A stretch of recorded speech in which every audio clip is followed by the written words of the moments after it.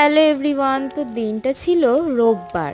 তো সকালবেলা মামার বাড়ি গিয়েছিলাম। তো ওখানে মা মাংসটা চিকেনটা একটু অন্যরকমভাবে রান্না করছিল।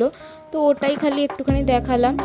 ওই বিরিয়ানির যে সমস্ত গোটা গরম মশলাগুলো হয় ওগুলোকে ড্রাই রোস্ট করে ভেজে নিয়ে তারপর এরকম বড় একটা ডেচকিতে সর্ষের তেলে আলু, তারপর পেঁয়াজ, সমস্ত কিছু যেরকমভাবে নর্মাল মাংস রান্না করা হয়, আর খালি ওই ড্রাই রোস্ট করা মশলাটাকে গুঁড়ো করে আর 4 চামচের মতো মাংসে খালি মেশানো হয়েছিল। তারপর যেমন মাংস রান্না করা হয়।